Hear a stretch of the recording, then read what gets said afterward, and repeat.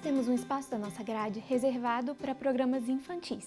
Então, por causa disso, nós recebemos o pedido de trabalhar os comerciais durante esses programas com uma linguagem que também falasse com essas crianças, para que tanto a programação quanto o intervalo conversasse com elas.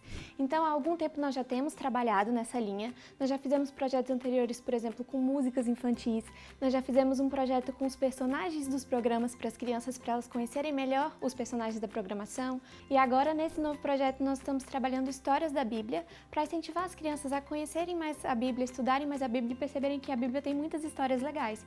A primeira etapa é a escolha das histórias. Então, nós selecionamos algumas histórias, selecionamos histórias muito conhecidas que provocassem identificação imediata. Por exemplo, Jonas. A criança começa a ver ali o peixe, ela fala, a história de Jonas, eu conheço. Selecionamos também histórias que não são tão conhecidas, mas que a gente pudesse mostrar, olha, na Bíblia tem muitas histórias legais e que a gente conseguisse fazer isso de uma forma lúdica. Nós precisamos escrever dentro de 30 segundos, então eu já tenho mais ou menos uma ideia de quantas linhas eu posso escrever para dar esse tempo.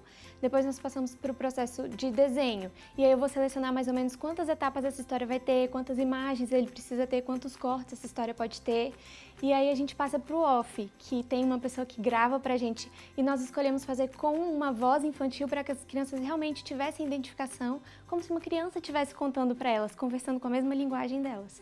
E depois, com todo o material pronto, aí eu passo para o Edgar, que é quem vai dar vida para essa história. Quando o roteiro chega para mim, eu analiso ele, eu vejo qual é o contexto. No caso, é o contexto bíblico, né? Então eu tenho que fazer uma ilustração que remete à época bíblica. Eu faço um rascunho dele, que nós chamamos de storyboard.